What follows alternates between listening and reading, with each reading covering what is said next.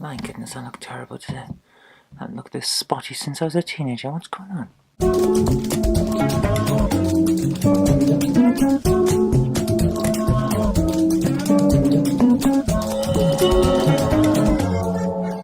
Right guys, before I head off, I'm going to talk about something that I've wanted to talk about for a few days now.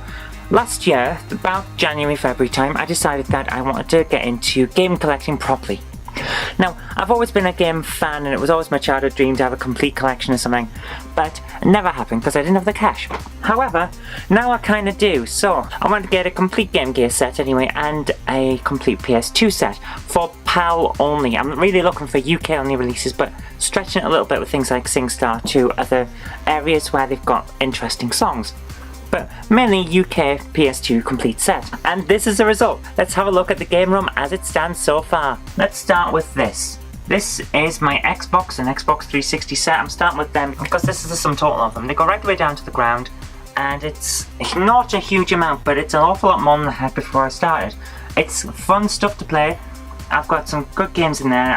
I am now trying to get the complete set of exclusives for the original Xbox, but it's slow going at the moment. The Game Gear set hasn't really developed since last year. It's actually surprisingly difficult to find Game Gear games, so that's nice sum total. I have a few Game Boy and Game Boy Color games, but the majority in here are Game Gear, all in alphabetical order, so I can find them fairly easily. Some very good titles in here, and I love the Game Gear, but it's getting difficult to find anything on it. Right at the back is a set of Game Boy and Game Boy Color games. I keep them all in a bag just down there, and a few loose ones here that these tend to be the ones I play a lot. So, well, not that one, that's Crazy Castle. Stuff like Tetris, Mario World 2, Perfect Dark, and Super Mario Bros. Deluxe. A lot of good stuff, but I keep them by the bed because I keep a Game Gear and a Game Boy on my bedside table. My cartridge-based gaming isn't huge. At the moment I have a few Mega Drive and a few more Mega Drive, and that's pretty much it. My Super Nintendo collection hasn't changed since last year. I've added one extra N64 and the rest are loose Mega Drive carts there. Similarly, my Dreamcast collection hasn't really expanded. I've just got the ones I had at the start. And yeah, I really haven't been looking into Dreamcast or original PlayStation 1, the rest of which are up there. I've added maybe one or two to that set since last year because I haven't been focused on them much. The GameCube collection has expanded by, I believe, a couple of games. That's pretty much it. I added Donkey Konga, Metroid Prime 2, and I think that's about it. So yeah, it's not really expanded much. The Wii collection, however, has. I've added a lot of good games to that. The Wii is actually surprisingly good. As a console, it's got a very nice all-round feel to it, and its rail shooters are fantastic, which is why I've expanded the Wii collection. I've got some really good stuff in here now, and it's a lot of fun, especially at parties and with family around. So on that note, let's actually have a look at the PlayStation collection. Now you can see it behind me. It goes right the way around the room. It's a big collection and it's a lot of fun. The PlayStation has a huge amount of stuff to it, so it's really good to collect for. I want to get the complete set and it's getting there. I'm now over 42%, coming close on 50%, and I expect in the next couple of months to get to 50%, but it's getting difficult because as you get through it further, the easy to get titles of course run out. So at the moment I've got a few easy to get titles that are still around and I'm still collecting them, but it's going to get harder over the rest of the year. Let's take a look at the collection as it stands. Now it begins up here with dot hack and the numbered ones. I've got almost all of the numbered set now. So stuff like 1945, 187 Ride or Die, things like that.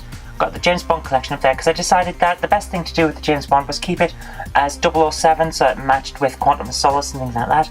But the problem with that is there is one James Bond game that I still haven't found, and that means that my set is unfortunately a bit frustratingly incomplete. 2 of the dot hacks out of 4. It's getting there, but it's still got a long way to go. Continues over here with A's, B's and all that, and runs right around the room. It's a huge set. We had to build customized shelves just to get it all in, and it's frustrating at times when you have to move things to get them all in, just because you buy one that's like in F or D and you don't have any space, so you have to move everything around to fit it. But it's a problem that I'm happy to have, let's put it that way. Goes all the way down onto the shelf where my consoles are, and I'll talk about them in a moment. Then across where all the mess is, that's spare PC discs, backup discs, my box of Nintendo, stuff like that. And moves right around the room. These two shelves had to be put up separately just to take the overspill, and then comes over to here, where the final games start coming down the wall, and eventually they'll end up meeting the Xbox collection, which you can just see behind the light rig there. So I've got one spare space to move things into, which gives me a little bit of wiggle room, but not much. Now let's talk about the consoles themselves. I have a fair few of them. I've got 8 set up to go straight into the Mac via an iTV, so that I can record things, and that means I don't need a spare monitor in here. I can just play it straight onto the Mac, which is really useful because it comes through this little SCART switch I'll show you here. This thing here is immensely useful. I've got a little list of what goes onto it and where, which means I can just click, click, click, and then it all goes into the iTV device, which plugs straight into the Mac, and that's really, really useful. The consoles themselves sit on various shelves. I've got the Dreamcast there with 2 controllers set up for it, the Xbox with 3 controllers set up for it, just in case people come in with play a multiplayer game, the PlayStation in pink slim form. Underneath there is Amstrad CPC, which is fantastic. And across there is the Office Wii. We have 3 of them in the house because they're such a popular thing for parties, but that's the one I use for recording. Now, next up on our shelves, we have the Super Nintendo next to the MP1 modulator for the CPC, which allows me to record the CPC. We have the Nintendo 64, which is always fun. Moving across, a rather dusty Mega Drive 2. It gets used more than the dust would suggest. The GameCube with 3 controllers in it. I do have 4, but one of them's downstairs for plugging into a Wii, so we can play GameCubes downstairs. A Namco plug and play finishes everything off with the Amstrad CPC disc drive in the background. We've got a few memory cards here as well. I need more of them because I'm running out of space on them.